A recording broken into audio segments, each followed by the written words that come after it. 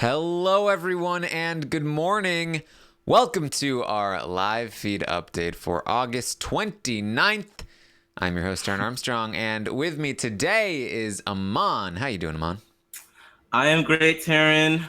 Ready to be back and talk about a slow day on the feeds, but an interesting day nonetheless. So, ready to get into it. Yes, bit of a slow day. Really, it's really this whole. I think this would be a lot more exciting if there wasn't a battle back happening. I've talked about this before, but like, there's this big looming threat that we know isn't gonna happen no matter what because of the battle back. So we're just kind of like, this would be like, oh, looking forward to Thursday. What if Brett or JC win? And then it's like, it doesn't matter. It doesn't matter. Yeah. But The battle back weeks are always a little weird, yeah. Yeah, and apart from that, there hasn't been too much here on the feeds, but we are here to talk to you about everything that's been happening on the Big Brother 20 live feeds yesterday. And as I mentioned, bit of a slow day. We start with Angela and Kaycee.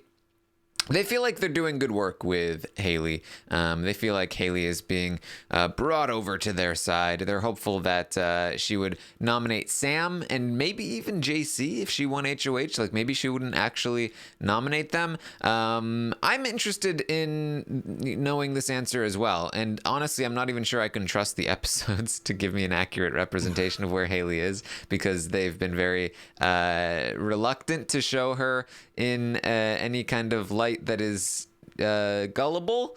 So I don't know if Haleigh is genuinely feeling like she's in with these women or if she feels like she's playing them. But again, we're probably not even going to find out because there's a battle back and she's just going to jump back in with the other side again. But I'd be curious to know. Me too. I don't know what production is like doing this week. I mean, it's like they're like the protective parents over Haleigh, just trying to shield all the negativity away from her. And I'm like, let her mess up. Let her, if you want like a comeback story, this is the perfect time to do it. Show where she realizes that she made the mistake. I mean, because there's a thing where her and Fessy are in bed and they're talking about how they've messed up. So like, how are you going to match that with the other edit that you're giving her of just being, oh, I didn't want Scottie to go. Like, it's really weird. I'd be interested to see the answer too, because she keeps telling Angela and Kaycee that she regrets putting them up, but if you have the numbers to get them out again, would you do it again? So right. I do think that there is a decent chance she would at the very least put Sam on the block, at least pre battle back. But I do not think she would put JC up next to her. I think she would probably put Sam up next to, she definitely wouldn't want to do Kaycee, so she might do like Sam and Brett. That would be a possibility. But you never know. So Sam and Brett have a conversation as well. We talked yesterday about how the night before there was a malfunction with the intercom for the HOH, and Sam ended up overhearing Brett complain about her. We wondered how much she heard, how much of an impact this may have. She confronted him about it. She said, look, I've got a bone to pick with you. I heard what you were saying last night. Seems like she didn't hear too much of this. She just heard a little bit. Maybe she didn't want to hear more, and so she stopped listening or something along those lines. But she mostly just heard Brett complaining a little bit and was like, hey, I didn't appreciate that. He said, look, I'm sorry. I was frustrated. I vented to JC. I was done with it by the time it was over. And I'm very sorry. I mean, I think he handled it the best way that he could, especially when it comes to somebody like Sam. Like, I think anytime that you can walk away from a conversation with a hug with Sam, I think that you're probably on the up and up there. I'm just wondering, was it ever decided as to whether or not that was actually a production gaffe, or was it, because I saw a couple of tweets saying that Angela turned the switch on and may have left it on, but I was under the impression that you had to like keep your finger on the button in order for it to stay. This was on. Definitely not Angela's fault. I don't know why people are trying to think that it is. It very clearly turns on by itself, and also, Vegas said this was a production error. I see no reason to believe that there was any player error. This is definitely production error, and anyone that tries to tell you otherwise is look at them sideways. I feel I like laughed my ass off when Kaycee was like, you know what, production, you're effing up her game, or maybe it was Angela. I was like, yes, call them out on that, because that could have had the potential to be something really, really bad. If they were going through a bunch of plans and scenarios for the coming weeks, and Sam heard all of that, like, it's Sam. Like, that's a torpedo right there. So. Mm-hmm. Yeah. So, I mean, Sam's basically just like, look, I would love for you to say these things to my face in the future. That would be lovely. Don't say them behind my back. He's, of course, I'm sorry. I was just venting. I was frustrated. They hug it out. They're fine. Bullet dodged. Yeah, major bullet dodged. Yeah. If you wanted to be extra savage, you'd be like, oh, I didn't say it behind your back. I was talking into the intercom because I saw that you were in the kitchen. But I'm glad that he took the safe route. Yes. So Brett and JC then talk. They are reconfirming their plans for next week. Brett still has not told anybody about his conversation with JC the night before. He is still on board to take the shot at Angela, and they're talking as soon as Thursday night. They think, all right, it might be a double eviction. If it's a double eviction, let's take the shot. Let's do it. We'll put Angela and Kaycee on the block. We'll send Angela home. Like, we're ready. Let's do this. And this is just the part of the game that you mentioned a few podcasts earlier, where it just, this is, it might seem like, you have a slow week. Yeah, it gets slower before it gets faster. And then everybody starts to realize, okay, well, $500,000 is literally weeks away. These people stand in my way. If I can take the steps to get them out now, then that's what I have to do. So I'm really interested, because all these wheelings and dealings are happening. And it's a battle back at the end of the week, but still everybody has these plans that have been, planted into their heads. So it's kind of going to be interesting to see who gets to actually make the steps to, maybe if they don't decide to take the easy route and go after the people that come back in, maybe those planted seeds will grow, but it's kind of hard to say right now because we don't know who's coming back. Yes. It's really, if there wasn't a battle back this week and they just had the double eviction, or even no double eviction at the end of this week, I think we would be seeing a move made. But I think this is all going to be delayed at best and completely canceled at worst because of the battle back. So exciting stuff, but probably not relevant. But they keep talking about it. They're ready to take the shot. JC is concerned that if they wait too long, these women will be able to pull Tyler in, and they'll have their claws in him, and they won't be able to pull him away. But if they take a shot now, they can pull Tyler in themselves, and then it'll be those three guys against the women. And JC also feels like Haleigh is more likely to work with him and Brett than she is with Kaycee and Angela. And I really don't know. Again, I'm not sure where Haleigh is definitely trying to work Kaycee. She said, Kaycee, you're my new person. She's been spending a lot of time with Kaycee and Angela, but I do feel like she still has it in her head that they're this big, dangerous alliance, and that JC is somebody that she can work with. So if JC is like, hey, you need to choose me and Brett or Kaycee and Angela, I'm not sure where Haleigh goes at that point. I think I would think, and this is me thinking that Haleigh is a logical person, so we know how that goes.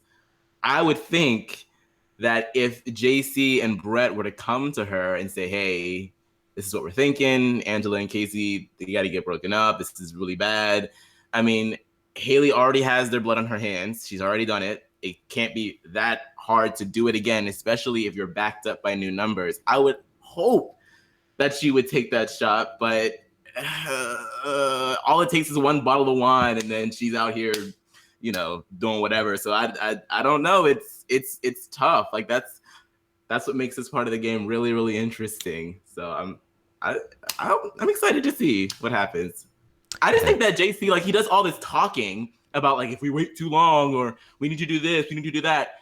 You and Brett are the only ones that actually haven't won in HOH. So I need for you, if you're going to do all this talking, win the HOH, then do what you said you wanted to do. Because it's harder to argue with someone who's in power. So just give yourself some power. I know all the competitions haven't been necessarily geared for him to win, but there's got to be at least one competition coming his way that he can swipe and then change the course of this game. Well, that's what he'll tell Tyler later in the day. He'll say, I'm not good at these competitions, but I am good at manipulating people and controlling what they do, which unfortunately for him is not the case with Tyler himself, as we'll talk about. Yeah, there we go. The plan is in place, at least for now, pre-battle back for Brett and JC. Haleigh and Kaycee have a brief conversation. Haleigh's again going to talk about, I regret putting you and Angela on the block. I listened to Rockstar when I shouldn't, and so on and so forth. Again, I think all this is going to get thrown away when the battle back happens. Say Rockstar comes in the house. Poor Rockstar, right? They're going to be a pair again, and all of this work is going to go down the drain. JC and Fessy talk. JC wants Fessy to get Sam to stop targeting Haleigh. He's like, you got to get Sam to stop targeting Haleigh. They need to stop doing that. If Sam wins, she can't target Haleigh. And Fessy's like, yeah, that's the idea. That's what I'm trying to do.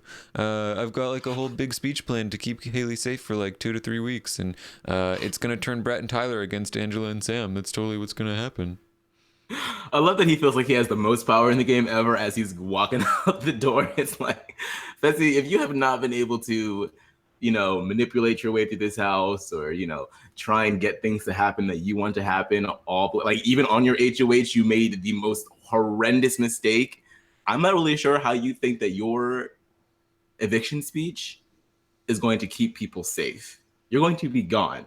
And even if you do come back for the battle back, you're still the number one target. So it's just fascinating to me. And not only him, but JC, the both of them just seem to feel like they have the goods. And I'm like, y'all are poor right now. You are literally socially poor in this house. And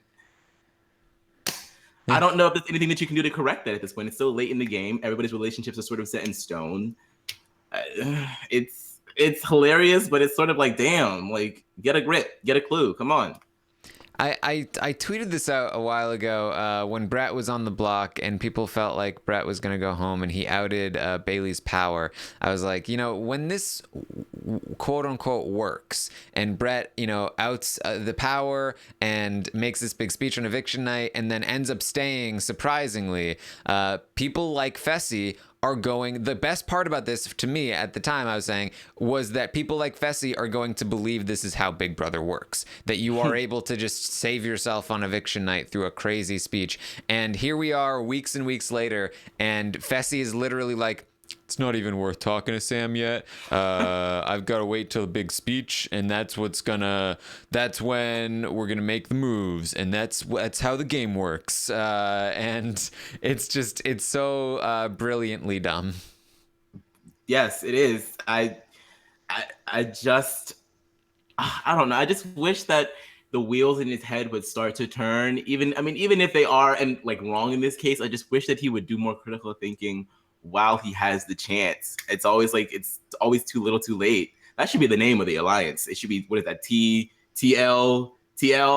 Screw Falte, too little too late, because they're just at all times, it's always too late. It's crazy.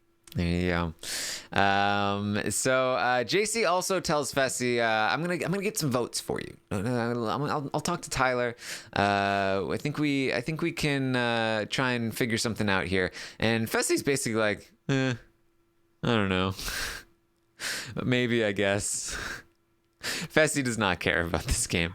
But JC is like, no, I'm gonna talk to people. I'm gonna do this. So then JC goes to Tyler and Angela and he's like, so Fessy wants me to get some votes for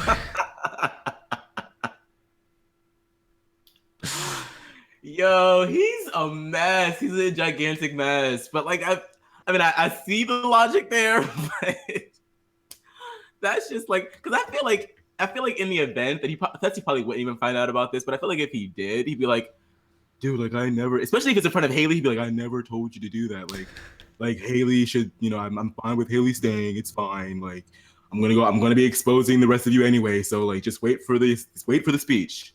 Wait for the speech. I don't need the votes. Yep. Great stuff there. JC being JC. JC tells the Tyler and Angela that Fessy thinks he has JC's vote. He thinks he has Sam's vote, and that makes them a little bit excited. Ooh, if maybe he does have Sam's vote, that would be great. We want that to happen. If Sam votes for Fessy to stay, that would be ideal. But they're just hopeful at this point. Right. But I mean, do you think that's actually really a good thing for them if Sam votes out Fessy? Because votes for Fessy to stay, votes Haleigh out. Right. Votes for Fessy to stay because I mean it is Sam. So like, does that mean that she comes back into the next week like kind of upset that the rest of or at least people that she thought would be voting him out didn't vote him out, and then Haleigh is coming after her because.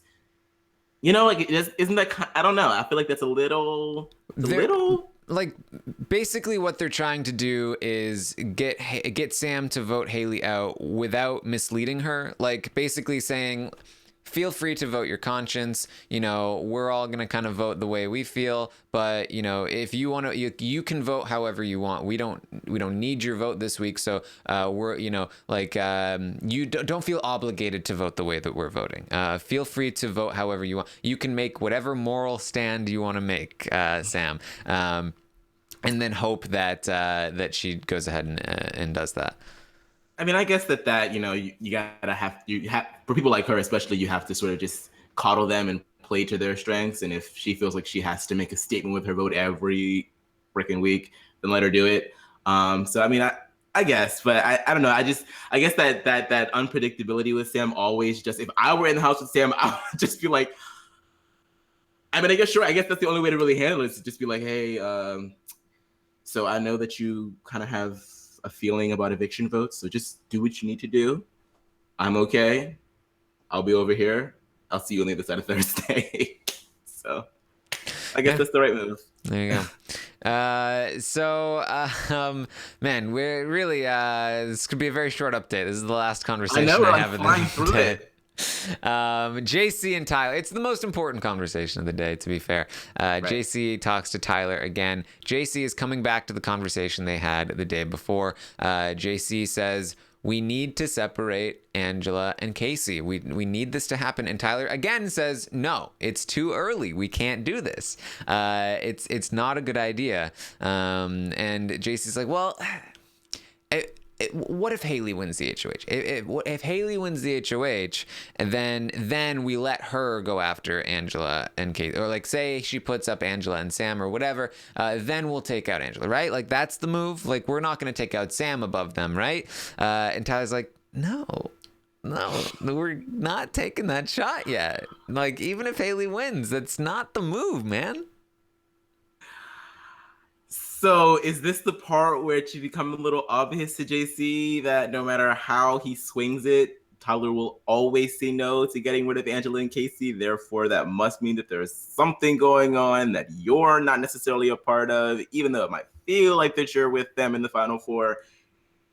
Well, that's because JC is essentially saying, like, dude, I'm screwed. I'm screwed if I go to the Final Four with these two. Right. I'm not going to let that happen. And Tyler's trying to tell him, like, you're not screwed. Don't worry about it. Because Tyler is trying to be like, I am planning on cutting Angela. JC doesn't trust that, though. JC, as we saw with Brett, he feels like if Tyler has too much time with Angela in this house, Tyler will eventually pick Angela over him. I think that's his main concern here. And then obviously the concern of the fact that Angela is in the middle of Tyler and Kaycee. And so if they all go to the Final Four together, then JC is the person completely on the outs there. So he needs to make sure that Angela leaves, but he's trying to convince Tyler that this needs to happen now, and Tyler's trying to tell him, no, Haleigh is somebody that is after me. I cannot leave her in this game. Once she's gone, we can take a shot at some point, but it is too early to do it right now. We cannot make this move yet, and JC does not. He's not into it. He doesn't have faith that Tyler will make this move later, and also it is better for him to take the shot now. So he's really trying to push hard in the other direction, and they're really just clashing here. And he also hasn't really felt the heat of the block. I mean, sure, Tyler is kind of spinning the whole Haleigh narrative in his favor, even though Haleigh at a point was after him. Haleigh really isn't that much of a threat to Tyler as of right now since he's so insulated. But JC hasn't really felt the heat of someone really coming after him. I mean, he hasn't won anything. He's sort of just been controlling Fessy the entire time. So you don't really know what it feels like to know that someone's put you up and to still have them in the house, eating with you, sleeping with you, sitting next to you every day. Like it's kind of like an off-putting feeling. And like, do you think that JC is even really that savvy enough to know how the Final Four works and how only one person kind of gets a vote and how it could? I mean, I know it's a risk to take, but like it could still kind of end up in his favor if he doesn't win HOH and he wins veto, even though he hasn't won anything yet.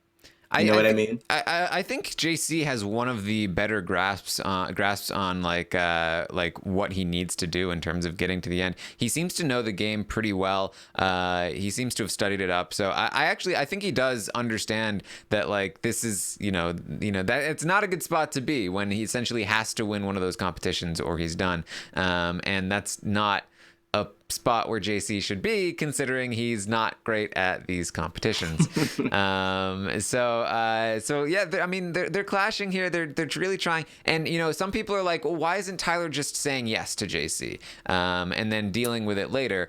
And that's because they talked about this the day before. JC talked about the possibility of there being a double eviction this week, so Thursday night, and taking the shot on Thursday night. And so Tyler can't just be like, oh yeah, sure, and then deal with it later, because if it was a double eviction and JC happened to win that HOH, JC, and they hadn't talked about it yet and he was just agreeing, then JC would take the shot immediately thinking Tyler is on board, and Tyler would have no time to talk him out of it, and then he would lose, you know, Angela, and Haleigh would still be in the game, and that's all kinds of bad for Tyler. So he needs to talk JC out of this move before the week ends, but he so far has been unable to.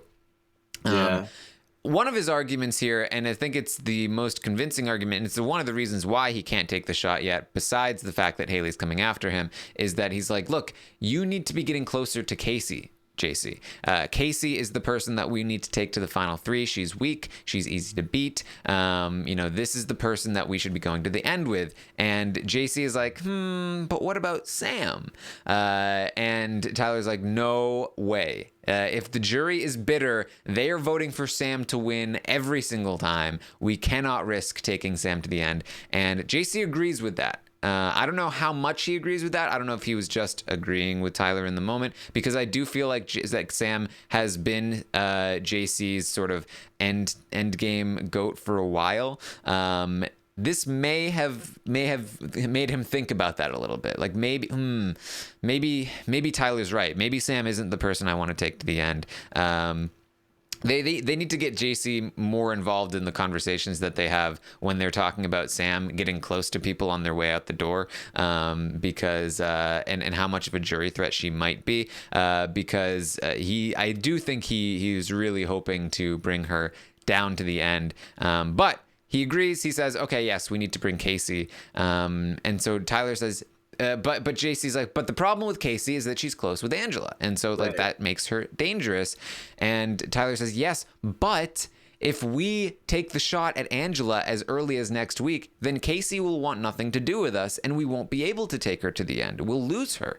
Like, this is why we can't take the shot yet. And so Jay says, well, we'll get Haleigh to take the shot. And he's like, it'll be obvious. It'll be obvious that you convinced her to do that. Like, this is no good. And so it's really at a stalemate here. See, and that's the thing where the argument with saying that since he's closest with Haleigh, that's going to be really obvious that you made her do that. And I'm like, I'm not really sure.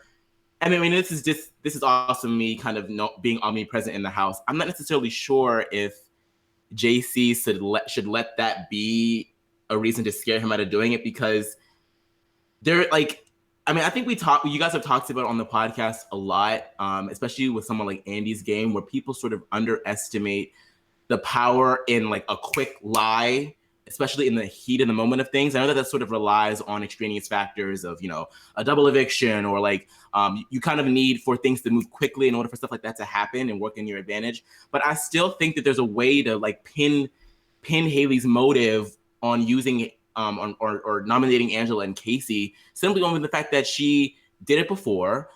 She knows that they're coming after her. Like, I feel like there's a lot of ways for JC to sort of get out of that. Of course, Tyler's not going to agree because he doesn't want them gone at this point.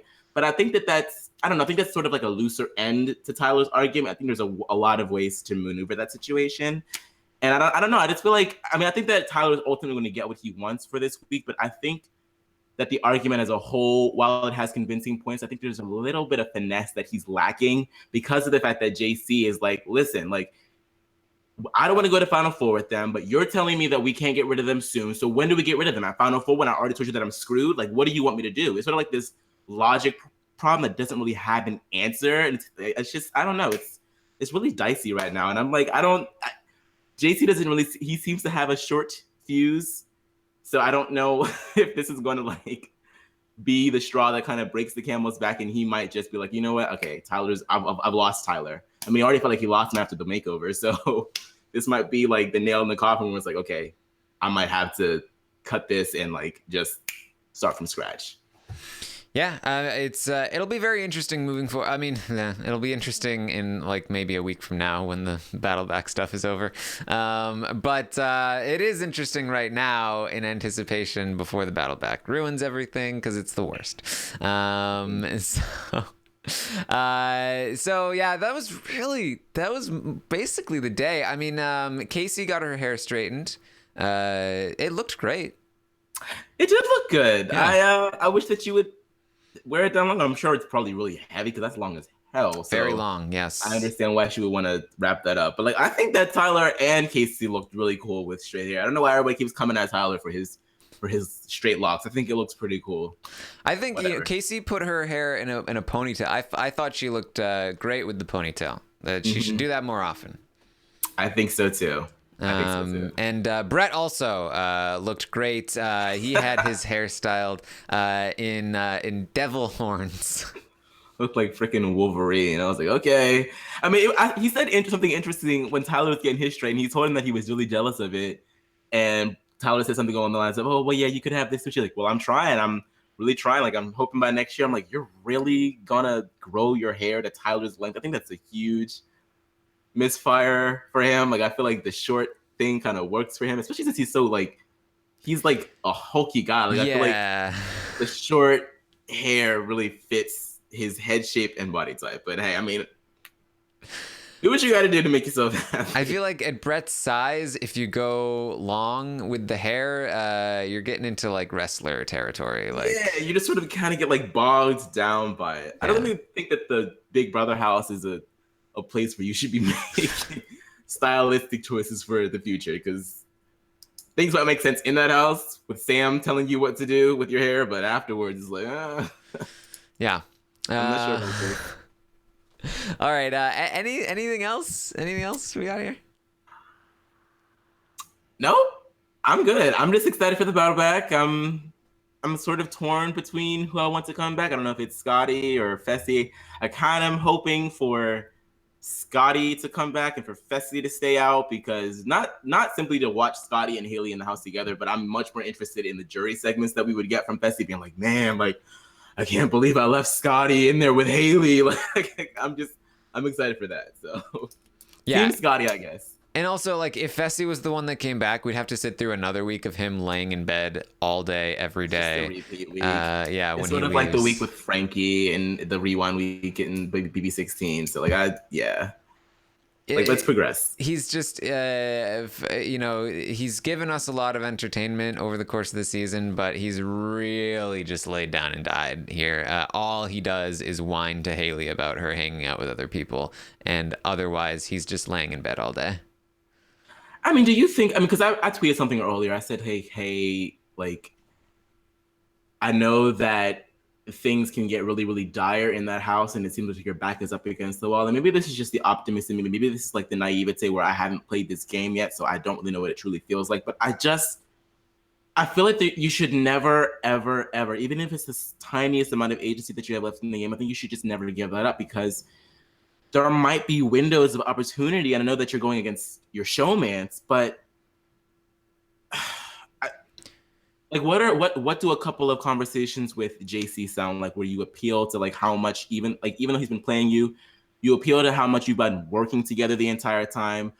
What are the conversations that you have with Sam? What do those sound like? Like, and if you get those votes and you bring them to Brett, what does that sound like? You know what I mean? Like, how is there a way for you to get yourself out of this situation, especially if you say like, hey, she's the brains, I'm the brawn, I've been on the wrong side of the vote the entire time, I have no idea what's going on in this house, I would just like the opportunity to say, like, what do those conversations sound like, and how do other people react to them? I think it's. I mean, this has been talked about, but I think even so, I think it's still underreported that like it would take extremely minimal effort for Fessy to stay this week. I think all he needs to do is go to Tyler and say, "Hey man, if I stay, you're all I have. I lost Haleigh.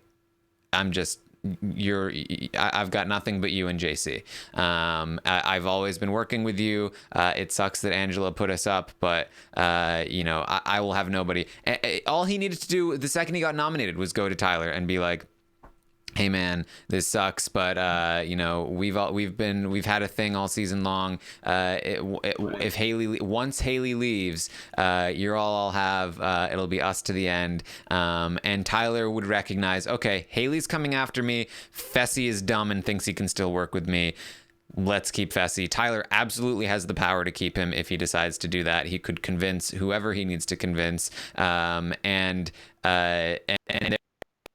100% stays. I think it would, again, take minimal effort for this to happen, but he has just completely given up and he doesn't even want to stay. Right.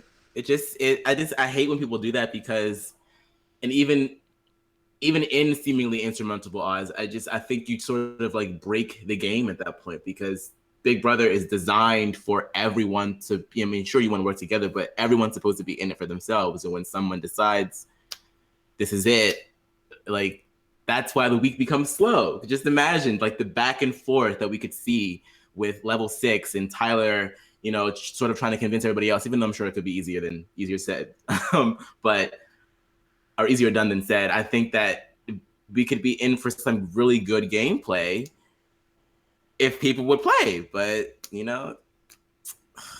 I mean, it's Fessy. So I mean, I guess at this point, if he's gonna respond this way to this, then I guess it's best that he would leave, because I mean, that's all he's going to give us. So yeah, that's Fessy for you. So all right, I believe that's all we have for you today. So I will be back tomorrow morning at 10 a.m. Eastern to update you on anything that happens today on the feeds. Of course, tonight we will have our veto episode of Big Brother 20, and then tomorrow night we'll have our live eviction and battle back, and we'll recap that for you tomorrow night. And yeah, that's all it is. You can follow me on Twitter at Armstrong Taran. Amon, where can people find you? Follow me on Twitter at Amon Adwin. All right. Thank you, everyone, for joining us. I'll see you next time.